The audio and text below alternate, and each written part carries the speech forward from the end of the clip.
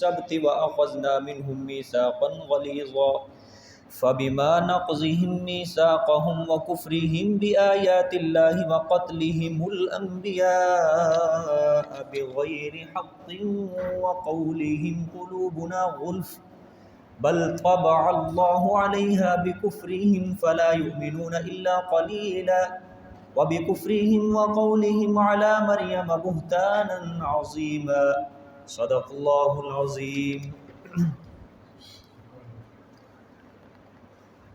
کل کے سبق میں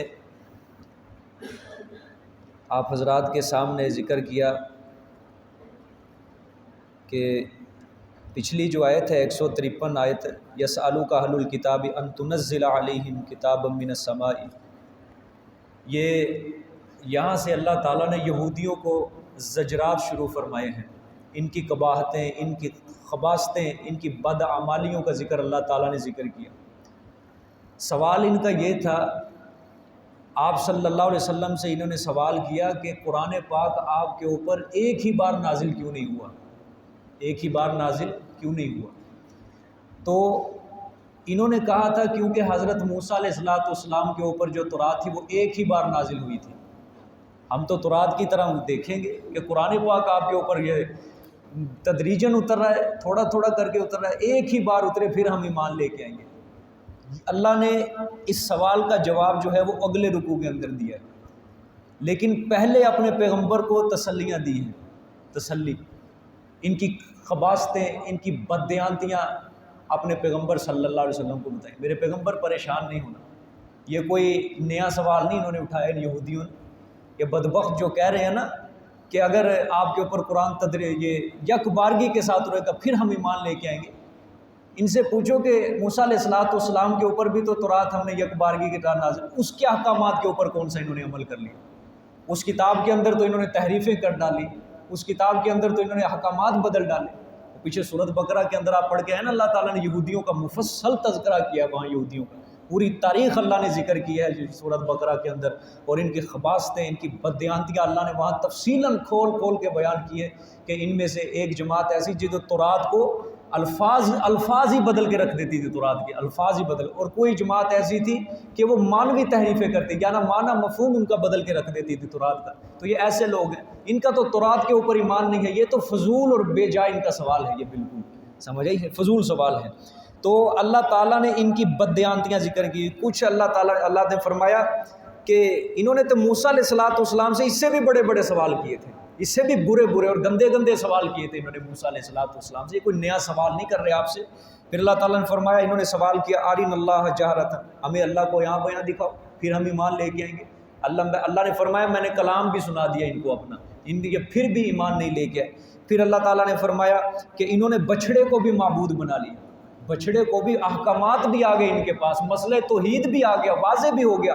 موسیٰ علیہ السلام فرعون کے دربار میں کھڑے ہو کے مسئلہ توحید بیان کرتے تھے، یہ سنتے تھے سارے کھڑے ہو کے، یہ اس وقت سارے فرعون کے دربار میں کھڑے ہو کے حضرت موسیٰ سے مسئلہ توحید سنتے تھے، یہ واضح دلائل بھی آ گئے، لیکن اس کے باوجود انہوں نے بچڑے کو معبود بنا لیا تھا، سمجھ آئی ہے۔ اس کے بعد اللہ تعالیٰ نے فرمایا وَآتَيْنَا مُوسَىٰ سُلْطَانًا مُبِينًا، پھر ہم نے موسیٰ کو صاف ایک غلبہ دیا، سلطان مبینہ، صاف غلبہ دیا، یعنی غلبہ یہی مراد کہ اللہ کا پیغمبر ہوتا ہے نا بھائی، جو یہ جب توحید کی دعوت شروع کرتا ہے، یہ کوئی فوج نہیں ہوتی اس کی، کوئی اس کے پاس طاقت نہیں، کوئی فوج نہیں، بس اللہ ہوتا ہے، زمینی طاقت اس کے پاس کوئی نہیں، لیکن اللہ تعالیٰ پھر بھی اپنے پیغمبر کو غلبہ دیتے ہیں، کوئی بندہ پیغمبر کو خراش تک بھی نہیں پہنچا سکتا، کیونکہ اس کے ساتھ اللہ کی مدد ہوتی ہے۔ آج وَرَفَعْنَا فَوْقَهُمُ الطُّورَ، یہ وہی اللہ تعالیٰ ان کی خباثتیں اللہ تعالیٰ ذکر کریں گے، یہ انہوں نے جو موسیٰ علیہ السلام کے ساتھ انہوں نے کی ہے نا، وہی اللہ تعالیٰ ان کی مزید اور خباثتیں ذکر کریں۔ ان میں سے اللہ نے پہلی ذکر کی، یہ تیسرا عناد ہے، یہ کتنا تیسرا عناد۔ پہلے عناد کون سا تھا؟ آرین اللہ جہرتن، یہ عناد تھا ان کا، ہمیں اللہ کو یہاں بیاں دکھائیے۔ دوسرا عناد تھا ان کا سمت تخذ العجلہ، کے بچڑے کو معبود انہوں نے بنا لیا، یہ تیسرا عناد ہے۔ ورفعنا فوقہم الطور، ترجمہ دیکھ لیں، ورفعنا فوقہم الطور، اور بلند کیا ہم نے اوپر ان کے طور کو، یہ کوہ طور پہاڑ کا نام ہے جہاں حضرت موسیٰ علیہ السلام کو تورات ملی، یہ وہ طور ہے، پہاڑ کا نام ہے۔ بِمِیثَاقِہِم، ساتھ ان کے وعدے کے، ساتھ ان کے وعدے کے۔ وَقُلْنَا لَهُمُ ادْخُلُوا الْبَابَ سُجَّدًا، یہ پورے یہ دو دو تین تین لفظ یہ پورے واقعے کی طرف اشارے ہیں، سمجھے؟ یہ وَرَفَعْنَا فَوْقَهُمُ الطُّورَ بِمِيثَاقِهِمْ، یہ ایک پورے واقعے کی طرف اشارہ ہے۔ وَقُلْنَا لَهُمُ ادْخُلُوا الْبَابَ سُجَّدًا، اور ہم نے کہا واسطے ان کے کہ داخل ہو جاؤ دروازے کو سجدن، جھکتے ہوئے۔ یہ لفظ جو ہے نا سجدہ، یہ ذکر سجدے کا ہے لیکن ارادہ ہے یہاں پہ جھکتے ہوئے، سمجھے؟ معنی کریں گے جھکتے ہوئے۔ یہ آگے فرمایا وَقُلْنَا لَهُمْ لَا تَعْدُوا فِي السَّبْتِ، اور ہم نے کہا واسطے ان کے نہ تم زیادتی کرو ہفتے کے دن میں، ہفتے کے دن کے احکام میں تم زیادتی نہ کرو، یہ بھی ایک پورے واقعے کی طرف اشارہ ہے۔ وَأَخَذْنَا مِنْهُمْ مِيثَاقًا غَلِيظًا، اور لیا ہم نے ان سے میثاقاً غلیظا، پکا وعدہ، مضبوط وعدہ، سمجھ آئی ہے؟ میثاقاً غلیظا، یہ اگر اس کا ترجمہ اگر میں یوں کروں کہ لیے ہم نے ان سے اور پکے مضبوط وعدے، یعنی ان وعدوں کے علاوہ بھی بڑے ہم نے وعدے لیے تھے ان بنی اسرائیل سے، لیکن انہوں نے کوئی وعدہ پورا نہیں کیا، سب وعدے توڑے ہی نہیں۔ ٹھیک ہے، اب سمجھے جی آیت یہ کیا مطلب۔ وَرَفَعْنَا فَوْقَهُمُ الطُّورَ بِمِيثَاقِهِمْ، جب موسیٰ علیہ السلام کوہ طور سے تورات لے کے آئے، انہوں نے کہا ہم نہیں مانتے، مشکل احکام ہے اس کے اندر، کوئی اللہ سے آسانی کروائی ہے اس کے اندر، ہم یہ کس طرح مانیں گے، سمجھی؟ تو اللہ تعالیٰ نے کوہ طور کو کھڑا کیا، اکھاڑا نہیں زمین سے، اللہ تعالیٰ نے اکھاڑ کے اللہ تعالیٰ نے ان کے سروں کے اوپر کھڑا کر دیا۔ اور بدبختوں، مانتے ہو یا نہیں مانتے؟ ان سب نے مل کے کہا ہاں مانیں گے، اس کو تھوڑا سا سائڈ پہ کر دو، مانیں گے ہم۔ ٹھیک ہے، لاتوں کے بھوت پھر باتوں سے نہیں مانتے۔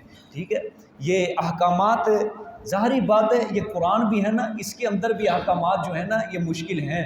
جو بندہ گناہوں کے اندر زندگی، سود کھانے والے سے پوچھو جب سود کی آیتیں آتی ہیں نا اس کا دل کس طرح اوپر نیچے ہو رہا ہوتا ہے، سمجھی؟ جس میں اللہ تعالیٰ نے فرمایا نا، جہاں آیتیں آتی ہیں کہ جو سود کھاتا ہے، جو نہیں ہٹتا سود کھانے سے، پھر اللہ اور اس کے رسول کے ساتھ جنگ ہے، ماں کے ساتھ زنا کرنے کے مترادف ہے سود کا، اس سے پوچھ کے دیکھو پھر وہ کس طرح کہتا ہے۔ مولوی صاحب سے کہتا ہے مولوی صاحب ہاتھ ذرا ہولا رکھو، سمجھی؟ قرآن بھائی قرآن سیدھا نکھیڑا کرتا ہے، قرآن نہیں دیکھتا کون ہے آگے کون نہیں آگے، سمجھ آئیے؟ قرآن کہتا ہے جھوٹ بولنا حرام ہے، قرآن کہتا ہے رشوت کھانی حرام ہے، قرآن کہتا ہے سود کھانا حرام ہے، قرآن کہتا ہے شرک کرنا حرام ہے۔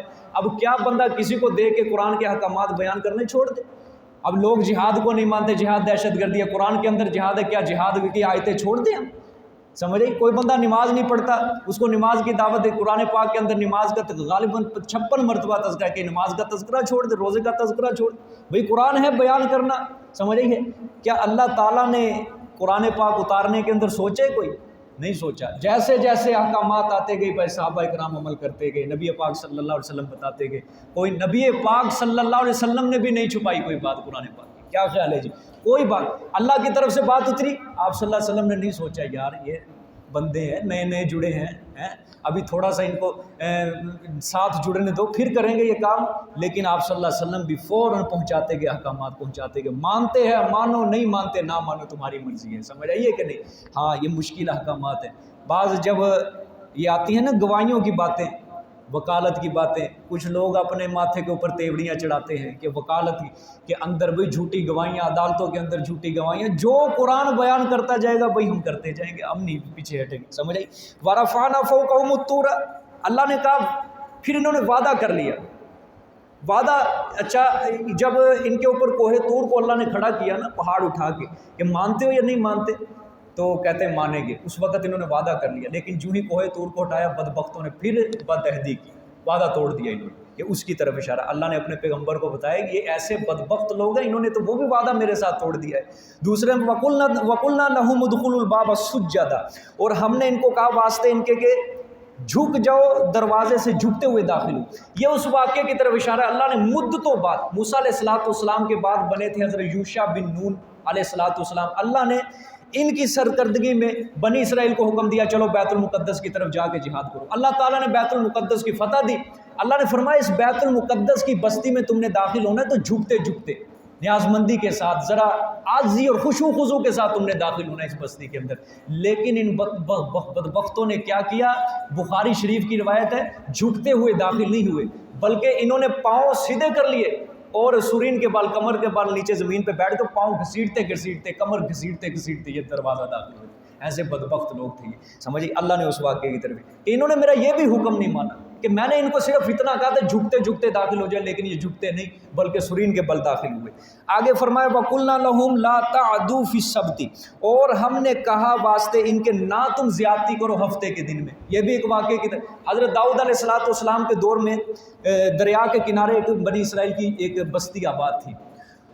اللہ نے اس بستی والوں کو حکم دیا، وہ چونکہ مچھلی کا شکار کرتے تھے، سمجھ آئیے، مولوی تھے پورے، مچھلی کھاتے تھے، بڑی شکار کرتے تھے، شکار کے بڑے، کیونکہ یہودیوں کے ہاں جو تھا ہفتے کا دن، ہمارے ہاں جمعہ کا دن معزز ہے احتراماً عبادت کے لیے، جمعہ کا دن مقرر ہے، لیکن یہودیوں کا ہفتے کا دن تھا۔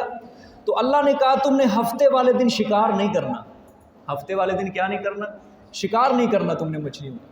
انہوں نے کیا کیا؟ انہوں نے ہیلا بنایا، انہوں نے کہا چلو ہم ہفتے والے دن شکار نہیں کرتے، اس طرح کر لیتے ہیں، ہم ایک سمندر سے ایک نالی نکالتے ہیں، نالی نکالتے ہیں تو نالی نکال کے ایک آگے حوض کھولیں گے، حوض بنا لیتے ہیں، پھر وہ جب سمندر ہفتے والے دن جب پانی آئے گا حوض کے اندر تو پھر ساتھ کیا آئیں گے؟ مچھلیاں بھی آتی رہیں گی وہ حوض کے اندر، اس طرح ہم شکار نہیں کریں گے، اگلے دن اتوار والے دن ہم مچھلیاں ساری پکڑ لیں گے۔ یہ انہوں نے کیا ہیلا، کیا کیا؟ ہیلا، سمجھ آئی؟ یہ ہیلا انہوں نے کیا، مچھلیاں ہفتے والے دن چلو ساری اس کے اندر اکٹھی ہو جائیں گی، اس طرح اللہ کا حکم بھی پورا ہو جائے گا، اللہ کا حکم بھی نہیں ٹوٹے گا تو ساٹا بھی کام سر جائے گا، سمجھے؟ اب 3 جماعتیں بن گئی۔ ایک جماعت وہ تھی جو ان کو روکتے تھے، باز آ جاؤ، بندے بن جاؤ، مارے جاؤ گے۔ ایک جماعت وہ تھی جو کہتے تھے کہ بھائی سانو کی لگے رہن دو، جڑا جتھے لگا لگے رہن دو، سانو کی لوڑ ہے چھیڑن دی، سمجھ آئی ہے؟ ہاں، اور تیسری جماعت یہ خود تھی جو اللہ کے حکم کو توڑ رہی تھی، ہیلے بہانے بنا کر شکار۔ اچھا پھر کیا ہوا؟ پھر ان کے اوپر آیا عذاب، کیا آیا؟ عذاب آیا، اور عذاب ایک جماعت کے اوپر نہیں 2 جماعتوں کے اوپر عذاب آیا تھا اکٹھا۔ تیسری جماعت بچ گئی جو ان کو روکتے رہتے تھے، بندے بن جاؤ، باز آ جاؤ وغیرہ اللہ کا عذاب آ جائے، وہ بچ گئے، لیکن جو روکتے نہیں تھے نا وہ بھی مارے گئے اللہ کے عذاب میں۔ اللہ نے ان کو اس لیے عذاب دیا تم نے روکا کیوں نہیں؟ تمہیں پتہ جو تھا کہ یہ کام غلط ہے لیکن تم نے غلط کام کو پھر کیوں نہیں روکا؟ سمجھے؟ اللہ نے ان کو بھی سزا دی، اور سزا کیا ملی تھی؟ سورۃ بقرہ کے اندر پڑھا ہے، آگے بھی سورۃ انعام، سورۃ اعراف آ رہی ہیں، اس کے اندر بھی یہ واقعات آئیں گے انشاءاللہ تفصیل کے ساتھ۔ اس کے اندر اللہ نے فرمایا کہ سورۃ بقرہ کے اندر تو اللہ نے فرمایا کونوا قردۃ خاسئین، ذلیل بندر بن جاؤ، ذلیل بندر بن جاؤ، یہ جو مچھلیوں کا شکار کرتے تھے اور جو نہیں روکتے تھے ان کو برے کام سے۔ اور سورۃ مائدہ میں غالباً آئے گا انشاءاللہ، اگلی سورت پڑھیں گے، اس میں اللہ نے فرمایا کہ کچھ کو ہم نے بنا دیا بندر اور کچھ کو بنا دیا خنزیر، خنزیر کی شکل۔ مفسرین نے ان آیات کے اندر تطبیق یوں دی ہے کہ نوجوانوں کو اللہ تعالیٰ نے بندر بنا دیا تھا اور وڈیرے جو تھے ان کو اللہ تعالیٰ نے خنزیر کی شکل میں بنا دیا تھا، مسخ کر دیا تھا ان کی شکلوں کو، سمجھ آئی ہے؟ اور 3 دن کے بعد یہ سب کے سب مر گئے تھے، سب کے سب مر گئے تھے یہ 3 دن کے بعد۔ یہ جب ان لوگوں نے دیکھا نا جو جماعت روکتی تھی ان کو، انہوں نے دیکھا یہ تو باہر ہی نہیں نکل رہے، 2-3 دن ہو گئے، انہوں نے جب چھت کے اوپر سے دیکھا یہ سارے بندر بنے ہوئے تھے، تو آپ صلی اللہ علیہ وسلم نے فرمایا جس قوم کی شکل اللہ تعالیٰ مسخ کر دیتے وہ 3 دن سے زیادہ زندہ نہیں، 3 دن کے بعد یہ خود بخود مر گئے تھے، سمجھ آئی ہے کہ نہیں؟ ہاں، یہ انہوں نے ہفتے والے دن کے اندر، ہفتے کا دن ان کے لیے اللہ تعالیٰ نے احتراماً ٹھہرایا تھا، لیکن اللہ تعالیٰ نے ان کو کیا دی ہے؟ سزا دی تھی، بہت بری سزا دی تھی کہ شکلیں بندروں کی بنا دی، خنزیروں کی بنا دی اللہ تعالیٰ نے، سمجھ آئی ہے؟ اور ہمارے لیے جمعے کا دن احتراماً ہے، یاد رکھنا اگر ہم بھی جمعے کے دن کا احترام نہیں نہ کریں گے، اس کے لوازمات کو، اس کی عبادات کو پورا نہیں کریں گے تو ہو سکتا ہے ٹھیک ہے اللہ تعالیٰ اگر شکل مسخ نہیں کرتے لیکن اللہ تعالیٰ کوئی اور عذاب بھی بھیج سکتے ہیں، کوئی اور مصیبت بھی بندے کے اوپر بھیج سکتے ہیں، سمجھ آئیے کہ نہیں؟ ہمارے ہاں جمعے کا بالکل بھی احترام نہیں کیا جاتا، بلکہ جمعے کی نماز پڑھنے لوگ اس وقت آتے ہیں جب امام صاحب مسلے کے اوپر نماز پڑھانے کے لیے کھڑے ہو جاتے ہیں، عربی خطبہ بھی سننا وہ گوارا نہیں کرتے، سمجھ آئیے؟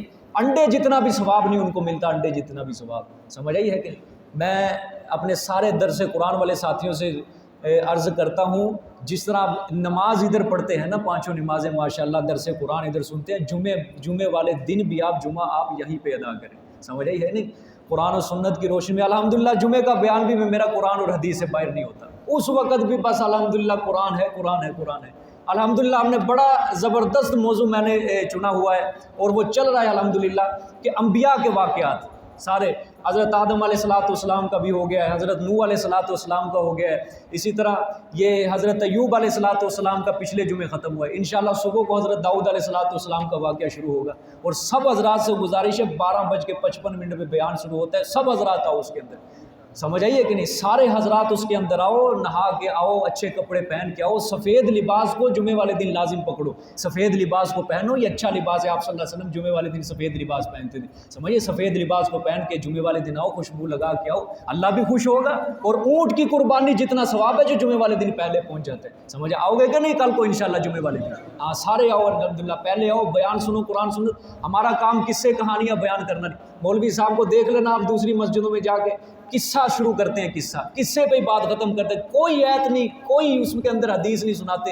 الحمدللہ ہماری بات شروع بھی قرآن سے ہوتی ہے اور اخیر بھی اس کی قرآن پاک کے اوپر آگے ختم ہوتی ہے۔ سمجھ آئیے کہ نہیں؟ ہاں تو یہ اللہ تعالیٰ نے اس واقعے کی طرف کہ ہفتے کے دن میں، اور یہاں پہ ایک اور بات یاد رکھو کہ دیکھو جہاں پہ غلط کام ہو رہا ہو نا، یہ نہ سوچو کہ سانو کی ہم نہیں روکتے، جو لگا ہے جدھر لگا رہنے دو، نہیں، اس کو روکو بھئی یہ کام غلط ہے، بس روک دو اس کو، باقی منوانا آپ کے ذمہ نہیں ہے، سمجھے، وگرنہ وہ بھی بندہ گناہ گار بن جاتا ہے۔ ٹھیک ہے، آگے دیکھیں جی، وَأَخَذْنَا مِنْهُمْ مِيثَاقًا غَلِيظًا، اور لیے ہم نے ان سے پکے مضبوط وعدے، فَبِمَا نَقْضِهِمْ مِيثَاقَهُمْ وَكُفْرِهِمْ بِآيَاتِ اللَّهِ وَقَتْلِهِمُ الْأَنْبِيَاءَ بِغَيْرِ حَقٍّ۔ یہاں سے بھی اللہ تعالیٰ یہودیوں کا مورد غضب اور محل لعنت بیان فرمائیں گے۔ اللہ تعالیٰ فرمائیں گے ان کے اوپر میں نے لعنت کیوں کی ہے اتنی، پیچھے پڑھا ہے نا ضُرِبَتْ عَلَيْهِمُ الذِّلَّةُ وَالْمَسْكَنَةُ، کہ ان یہودیوں کے اوپر میں نے قیامت تک ذلت، رسوائی اور مسکنت کو ظاہر یہ لگا کے رکھ دیا، ان کے اوپر مہر لگا دی ہے۔ یہاں پہ اللہ تعالیٰ وہ وجہ بیان فرمائیں گے کہ کیوں میں نے یہ کیا، ان کی کون سی باتیں ہیں جس کی وجہ سے میں نے ان کو اپنی رحمت سے دور کر دیا ہے، سمجھے، دور کر دیا ان کو۔ تو ان میں سے پہلی بات فَبِمَا نَقْضِهِمْ مِيثَاقَهُمْ، پس بسبب توڑنے ان کے وعدے، اپنے وعدے کرتے تھے اللہ کے ساتھ اور پھر کیا کر دیتے تھے، توڑ دیتے تھے وعدے، ان کے جو وعدے کیے تھے توڑتے تھے، اس کی وجہ سے میں نے ان کے اوپر لعنت کر دی ہے اپنی، سمجھ آئی ہے۔ اور دوسری بات وَكُفْرِهِمْ بِآيَاتِ اللَّهِ، اور کفر کرنا ان کا اللہ کی آیات کا، انکار کرنا اللہ کی آیات کا، اللہ کی آیتوں کا یہ انکار کر دیتے تھے، سمجھ آئی ہے، اس کی وجہ سے میں نے ان کے اوپر لعنت برسا دی ہے۔ آگے فرمائے وَقَتْلِهِمُ الْأَنْبِيَاءَ بِغَيْرِ حَقٍّ، اور انبیاء کو قتل کرنا نہ حق، اللہ اکبر، اللہ معاف فرمائے، اور قتل کرنا ان کا انبیاء کو نہ حق قتل کرنا، سمجھے، بنی اسرائیل ان بدبختوں نے اللہ کے نبیوں کو 350 کے قریب نبیوں کو انہوں نے قتل کر دیا تھا، لعاذ باللہ۔ وَقَوْلِهِمْ قُلُوبُنَا غُلْفٌ، اور ان کا قول ہمارے دل غلاف میں ہے۔ اب یہ بات سمجھنی، ہمارے دل غلاف میں ہے، دو باتیں بھی ہو سکتی ہیں، ہمارے دل کے اوپر پردہ ہے، ہمارے دل میں غلاف ہے، یہ ان کا متکبرانہ قول تھا۔ کیسا قول؟ دو وجہ ہو سکتی ہیں۔ آپ سے اللہ تعالیٰ نے فرمانا چاہتے ہیں کہ ان کا دل، کہ ہمارے دل پردوں کے اندر ہے، کہ جو چیز پردے کے اندر ہوتی ہے نا، باہر کی چیز اس کے اوپر اثر انداز نہیں ہوتی۔ یہ آپ صلی اللہ علیہ وسلم جب ان کو تبلیغ کرتے تھے نا، یہ کہتے تھے کہ آپ کی باتیں نا ہمارے دل تک نہیں پہنچتی، ہمارے دل پہ اثر انداز نہیں کرتی، یہ متکبرانہ قول تھا ان کا۔ آپ کی باتیں ہمارے دلوں کے اوپر اثر انداز نہیں ہوتی، ہمارے دلوں کے اوپر پردہ ہے، غلاف ہے۔ دوسرا مطلب یہ ہو سکتا ہے کہ ہمارے دل تو پہلے شریعت موسویہ سے بھرے ہوئے ہیں، تورات کا علم تو پہلے ہی ہمارے دلوں کے اندر ہے، آپ قرآن کا علم دے دے کے ہمارے کیوں دلوں کے اوپر لگا رہے ہیں، ہمیں نہیں سمجھ آتا یہ آپ کا قرآن، ہمیں تورات ہی بس کافی ہے۔ یہ دو مطلب ہو سکتے ہیں اسی بات کے۔ وَقَوْلِهِمْ قُلُوبُنَا غُلْفٌ، اب اللہ فرمائیں گے میرے پیغمبر سب بکواس کرتے ہیں، یہ جو کہہ رہے ہیں نا پردے ہیں ہمارے دلوں پہ، سب بکواس کر رہے ہیں گے، بلکہ بل طبع اللہ علیہا بکفرہم، بلکہ مہر لگا دی اللہ نے ان کے دلوں کے اوپر، ساتھ ان کے کفر کے، سمجھے، ان کے کفر کی وجہ سے اللہ تعالیٰ نے ان کے دلوں پہ مہر لگا دی ہے۔ مہر جو اللہ تعالیٰ نے لگا دی، اب اس کا کیا نقصان ہوا، کیا نقصان ہوا کہ اندر کا جو کفر تھا نا ان کا، وہ کبھی باہر نہیں نکل سکتا، وہ دل کے اندر ہی رہے گا، اور باہر کا جو ایمان تھا، اچھی چیز تھی، وہ ان کے دل کے اندر کبھی داخل نہیں ہو سکتا۔ اللہ نے ان کے دلوں کے اوپر مہر لگا دی ہے، یہ ہمیشہ قیامت تک مورد لعنت رہیں گے اور مستحق لعنت رہیں گے۔ فلا یؤمنون الا قلیلا، پس نہیں ایمان لائیں گے یہ مگر تھوڑا، مگر تھوڑے، نہیں ایمان لائے مگر تھوڑے ایمان لائے تھے یہودیوں میں سے بھی، اہل کتاب میں سے آپ صلی اللہ علیہ وسلم کے اوپر، حضرت عبداللہ بن سلام اور ان کو ماننے والے۔ آگے وَبِكُفْرِهِمْ وَقَوْلِهِمْ عَلَى مَرْيَمَ بُهْتَانًا عَظِيمًا، اور ساتھ ان کے کفر کرنے، وَقَوْلِهِمْ، یعنی یہ واو کا ترجمہ میں اور نہیں کر رہا بلکہ واو کا ترجمہ تفسیریہ کریں گے، یعنی ان کا قول علی مریم علیہ السلام پر بہتان عظیمہ، بہت بڑا بہتان، سمجھ آئیے، ان کے اس قول کی وجہ سے بھی میں نے ان کے اوپر لعنت فرمائی جو انہوں نے حضرت مریم کے اوپر الزام لگایا تھا۔ حضرت مریم علیہ السلام کے جو بیٹے تھے حضرت عیسیٰ علیہ السلام بغیر باپ کے پیدا ہوئے تھے، سمجھ آئی ہے، اللہ نے روح پھونکی تھی اپنی اور بغیر باپ کے پیدا ہوئے۔ ان یہودیوں نے کیا کیا کہ اس مریم نے الیاذ باللہ زنا کیا ہے، اس نے زنا کیا ہے، یہ بچہ کہاں سے، بغیر باپ کے تو بچہ نہیں پیدا ہو سکتا۔ یعنی ایک پیغمبر کو ولد الزنا، یہ حضرت عیسیٰ علیہ السلام کو یہ یہودی ولد الزنا کہتے تھے، زنا کی پیداوار، الیاذ باللہ، نقل کفر نباش۔ اللہ نے فرمایا اس قول کی وجہ سے بھی، مریم کے اوپر جو بہتان باندھا اس کی وجہ سے بھی میں نے ان کو مورد لعنت ٹھہرایا ہے۔ سمجھ آئی ہے کہ نہیں؟ یہ اس آیت کے اوپر یہ بہت بڑی تفصیل ہے، آگے بھی وَقَوْلِهِمْ إِنَّا قَتَلْنَا الْمَسِيحَ عِيسَى ابْنَ مَرْيَمَ، یہ انشاءاللہ ہفتے والے دن میں، یہ پیچھے بھی جو آیت ہے نا وہ بِكُفْرِهِمْ وَقَوْلِهِمْ عَلَى مَرْيَمَ بُهْتَانًا، یہ بڑی تفصیل والی آیتیں ہیں۔ یہ یہاں پہ قادیانی آ جاتے ہیں بہت بڑے، یہ دلیلیں پکڑتے ہیں، اور انشاءاللہ ہفتے والے دن میں حیات عیسیٰ کے اوپر یہ کچھ بحث کروں گا، تفصیل پیش کروں گا عیسیٰ علیہ السلام کی حیات کے اوپر، کیونکہ قادیانیوں کا عقیدہ ہے کہ عیسیٰ علیہ السلام اب نہیں آئیں گے، وہ وفات پا چکے ہیں۔ وہ کہتے ہیں مرزا قادیانی وہی عیسیٰ تھے، ان کے کچھ عقیدے ہیں مرزا قادیانی وہی الیاذ باللہ وہی عیسیٰ تھے، وہ بس آ چکے ہیں، بس اب نہیں۔ لیکن ہمارا اہل سنت والجماعت کا عقیدہ کیا ہے؟ عیسیٰ علیہ السلام کو وفات نہیں دی اللہ تعالیٰ نے، بلکہ قرب قیامت وہ آئیں گے اور دجال کو قتل کریں گے۔ اس کے اوپر میں تفصیل کروں گا ہفتے والے دن، کوئی غیر حاضر نہ ہو، ہفتے والے دن انشاءاللہ یہ تفصیل بڑی سننے والی ہوگی، سمجھ آئی ہے؟